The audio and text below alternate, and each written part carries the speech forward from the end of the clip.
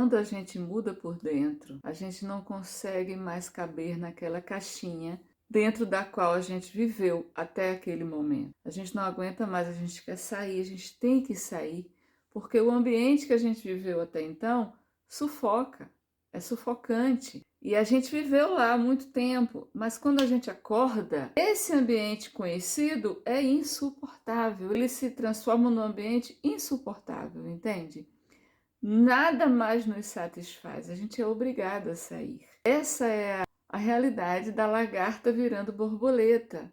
E é um pouco da minha história de mudança aqui para a Holanda, é um pouco da minha história de mudança da alma, um pouquinho contada aqui para você. E o convite que eu faço é que você assista o vídeo todo, até o final. Até o final tem dicas e tem chaves boas e muito úteis para você usar na sua vida. Vamos ao vídeo?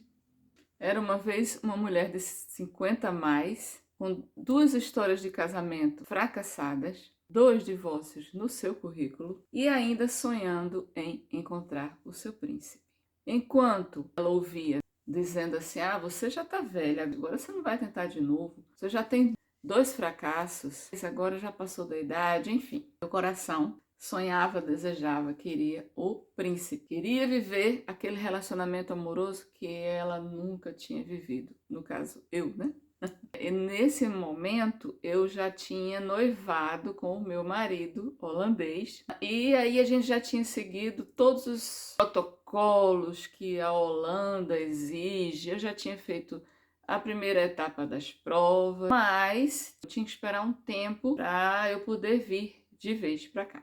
E esse tempo, gente, eu já estava assim, cansada, sabe assim, que eu não aguentava mais ir para o trabalho que eu ia. Minha alma estava sedenta de experiência nova, de conhecer o mundo, de crescer.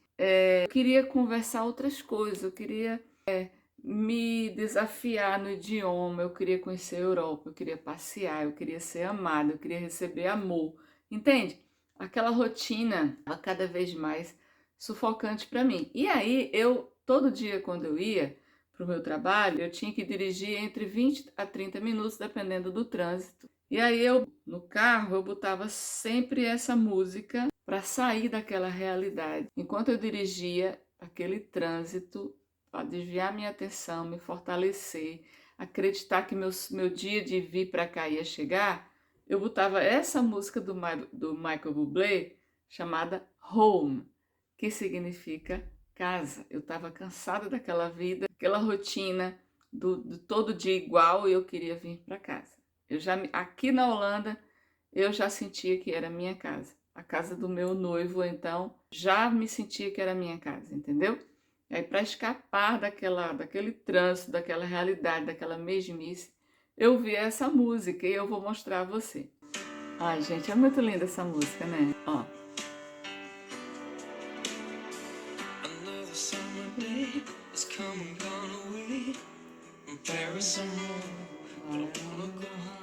Então ele aqui, na música dele, está descrevendo a saudade que ele sente da esposa dele. Ele é um cantor famoso e ele é obrigado a viajar pelo mundo todo, a dormir nos hotéis, lógico, para fazer os seus shows. E ele está descrevendo aqui a saudade que ele sente dela e a vontade que ele tem de ir para casa. Então eu dirigia todo dia cantando Home, quero ir para casa.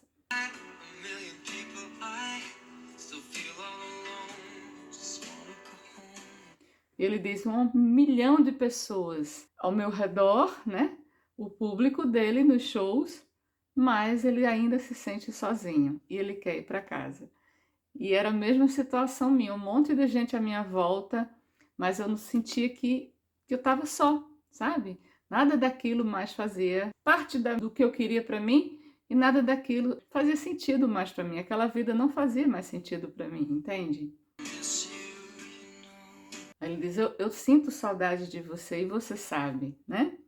Eu sentia saudade do meu marido.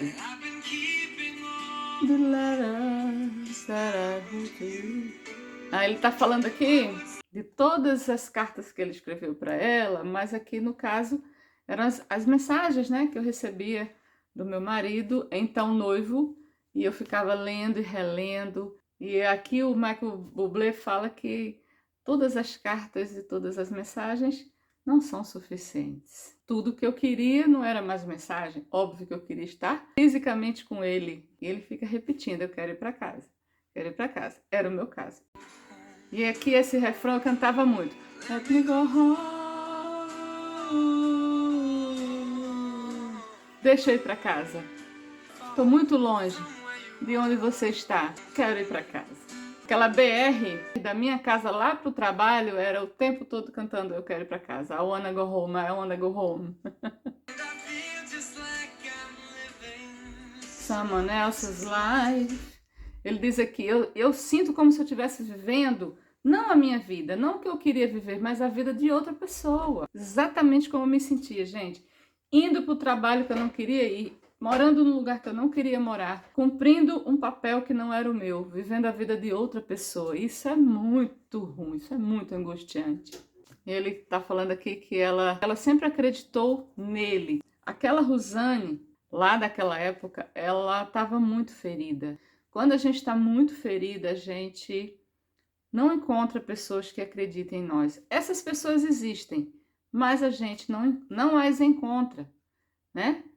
Justamente por estarmos feridos, essas pessoas existem, mas a gente não as vê, porque a gente só consegue ver a nossa dor. Quando eu encontrei Una, eu me senti vista por alguém que eu havia buscado a vida inteira para ser o meu companheiro. Eu me senti vista, eu me senti valorizada, eu me senti não só vista, mas vista como uma rainha, entende? O olhar dele para mim era o olhar de quem acredita no outro, era um olhar de admiração. Esse olhar havia faltado para mim a vida inteira. Você me segue, você sabe que eu precisei, para poder atrair esse olhar, atrair essa pessoa que visse meu valor, antes eu tive que corrigir a minha autoestima, né? No momento que eu corrigi a minha autoestima, eu encontrei alguém que olhou para mim com admiração. E, gente, é tão difícil, né, a gente encontrar alguém que olhe para nós com admiração sincera nessa área de relacionamento. Então, tudo isso essa música conta, e eu cantava essa música todo dia no caminho para o trabalho. Não aguento mais, chega, eu quero ir para casa. É lindo demais esse Michael Bublé, e o meu marido tem ciúmes dele. Gente, era essa música que eu cantava para conseguir lidar com aquele dia a dia difícil que eu levava. Era tão pesado o meu dia a dia, por N motivos. Era pesado porque eu não queria estar ali, era pesado porque eu vivia para agradar, era pesado porque eu carregava bagagens inconscientes que eu ainda não sabia, que eu só fui descobrir depois que eu me mudei para cá. Era pesado porque eu ia trabalhar num lugar que eu não queria ir trabalhar, era uma rotina que tinha hora para chegar e hora para sair. Era tudo contrário, sabe, ao que eu queria fazer. Hoje em dia eu entendo que eu estava numa transição, sabe? Eu estava numa transição, não só de estado civil, não só profissional, foi uma transição de identidade. Estava acontecendo uma transição profunda na minha alma, não só profissional, não só romântica, mas uma transição com uma mudança de alma, transição de identidade, algo muito profundo. Hoje eu vejo isso. Foi uma transição de despertar espiritual, onde uma Rosane que viveu numa caixinha, dentro de várias caixinhas, para agradar a todos, embora não agradasse, mas meu pensamento é que eu tinha que agradar. Aquela Rosane começou a sair da casinha, acho que é como a saída da lagarta, né, do casulo, para virar a borboleta, só que essa saída aqui é difícil. Então foram muitas mudanças acontecendo dentro de mim a partir do passo que eu dei de acreditar no meu sonho. O primeiro passo que eu atribuo a toda essa mudança do Brasil para cá foi um passo chamado coragem. Coragem de acreditar no meu sonho, coragem de enfrentar a opinião dos outros, coragem de enfrentar a decepção dos outros, né? Família, enfim. Coragem que desencadeou a minha felicidade. Por isso que eu gosto da frase que diz que para ser feliz é preciso ter coragem. Essa frase é do Bert Hellinger.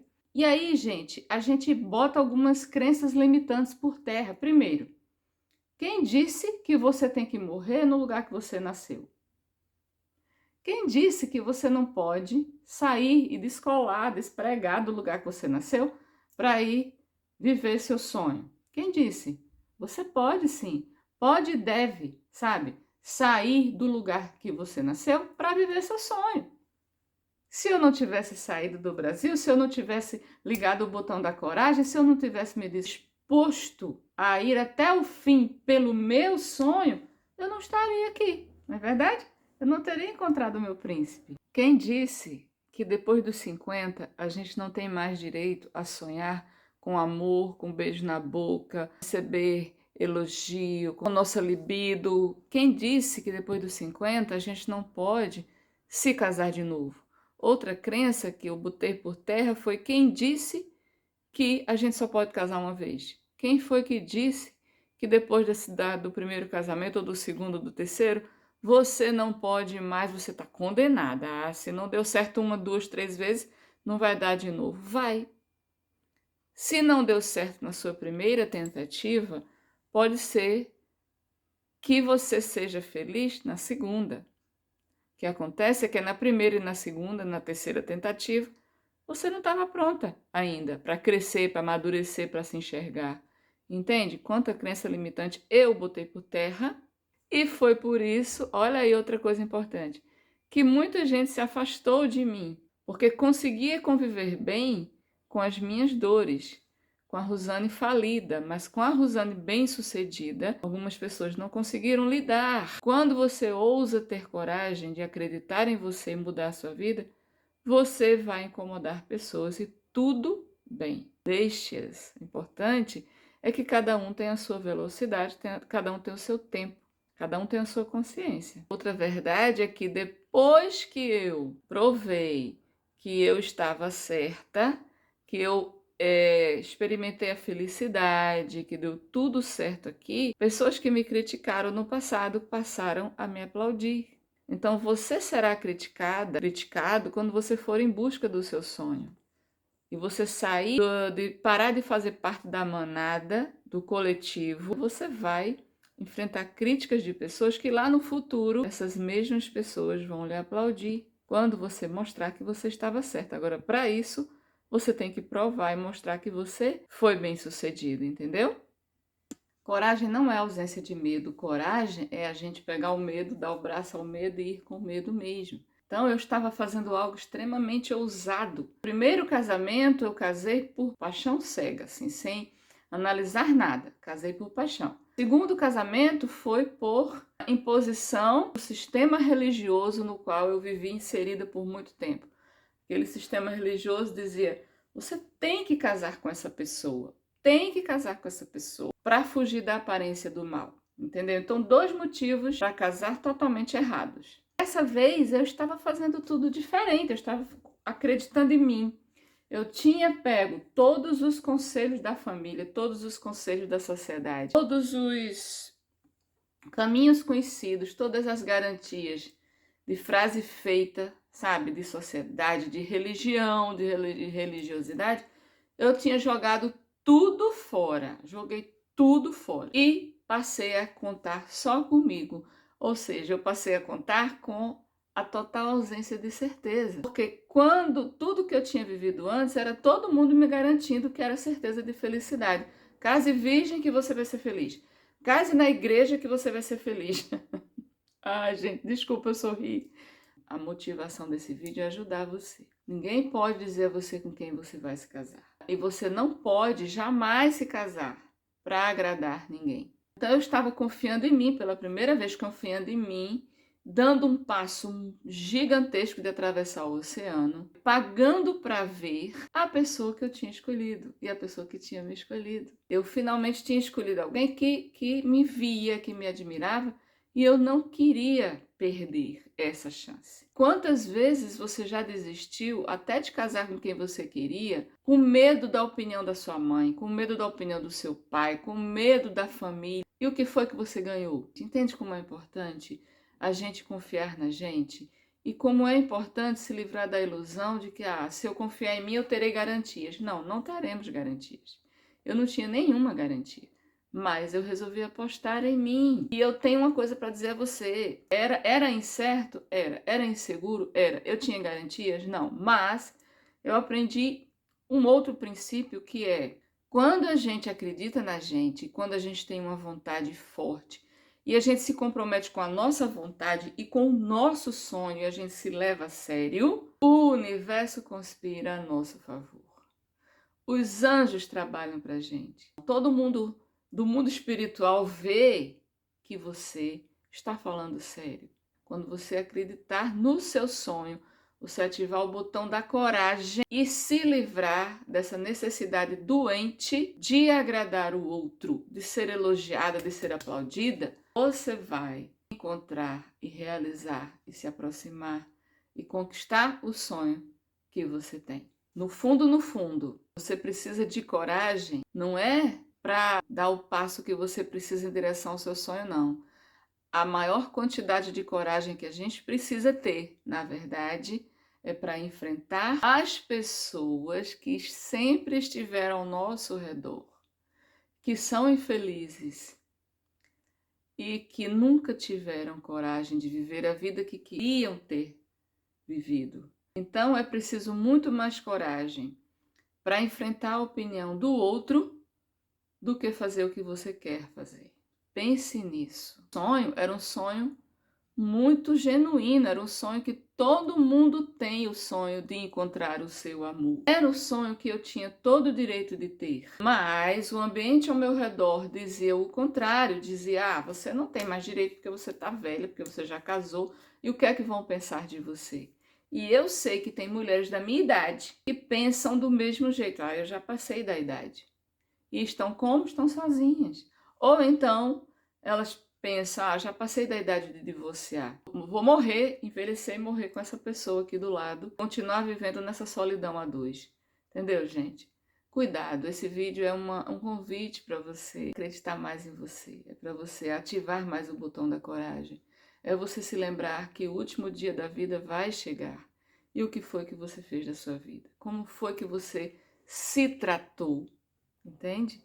Eu escolhi, depois de 2 divórcios, depois dos 50, eu escolhi me levantar, limpar a poeira da minha alma, sabe? Arregaçar as mangas e lutar pelo meu sonho. E você? O que é que você escolhe fazer?